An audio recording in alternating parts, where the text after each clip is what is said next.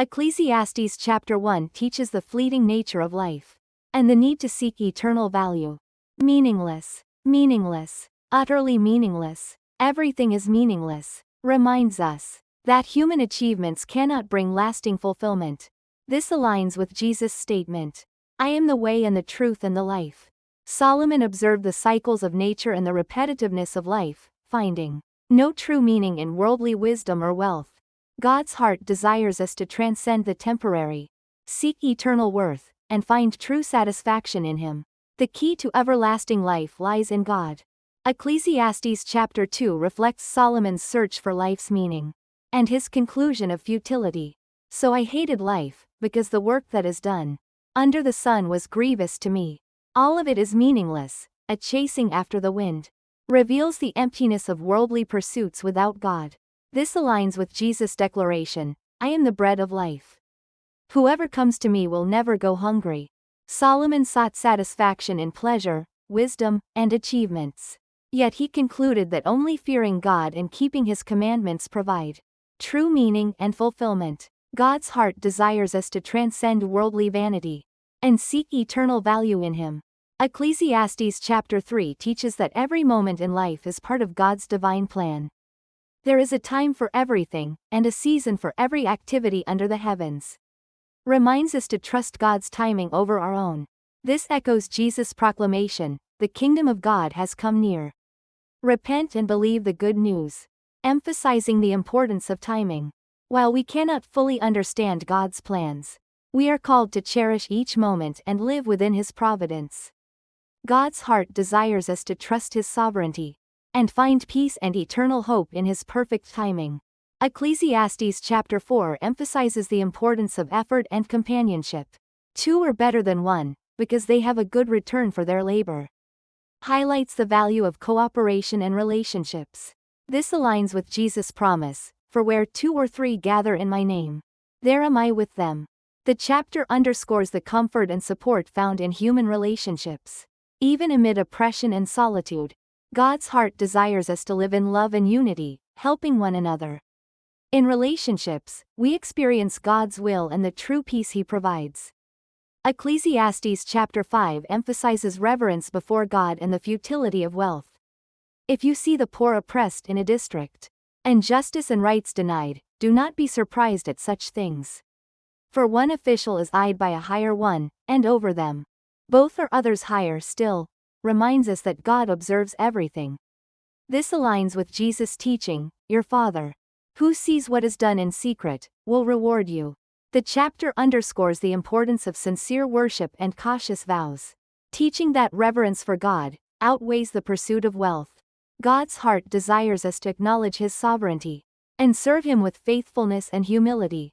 Ecclesiastes chapter 6 teaches that wealth and fame cannot bring true satisfaction. Everyone's toil is for their mouth, yet their appetite is never satisfied. Illustrates humanity's insatiable desires. This aligns with Jesus' teaching, "Man shall not live on bread alone, but on every word that comes from the mouth of God." Solomon recognized that worldly wealth and achievements are futile, and true fulfillment is only found in God. God's heart desires us to follow His will, pursue eternal values, and experience genuine peace. True happiness begins with a relationship with Him.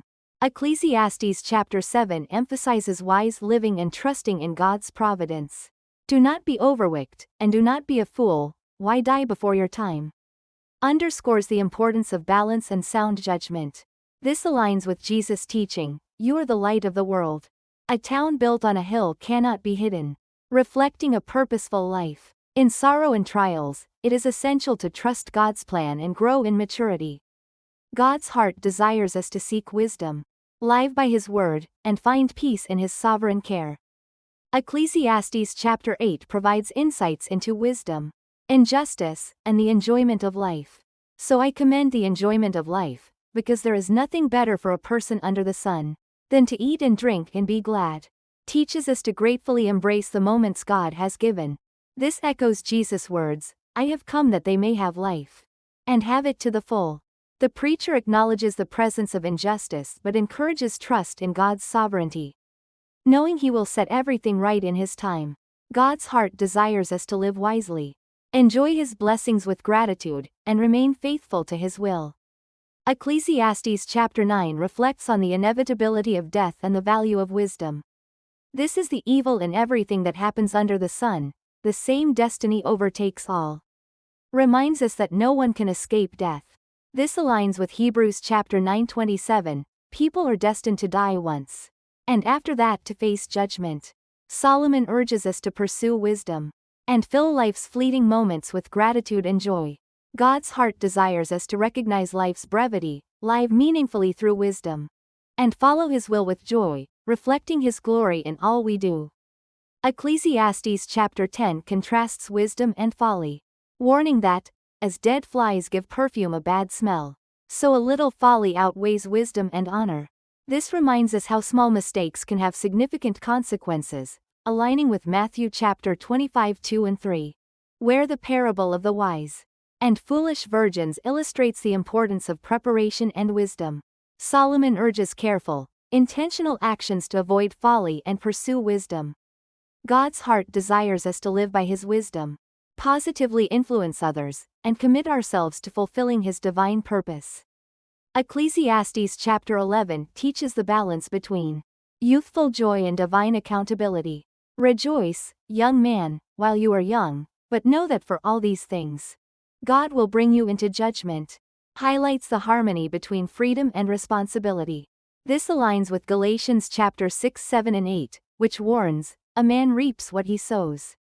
Embrace youth as a blessing from God, using the time to pursue a meaningful life under his will. God's heart desires us to revere him, responsibly, seize our opportunities, and fill every moment of life with his glory. Ecclesiastes chapter 12 delivers a vital lesson to remember, and fear God amidst life's fleeting nature. Now all has been heard, here is the conclusion of the matter. Fear God and keep his commandments, for this is the duty of all mankind.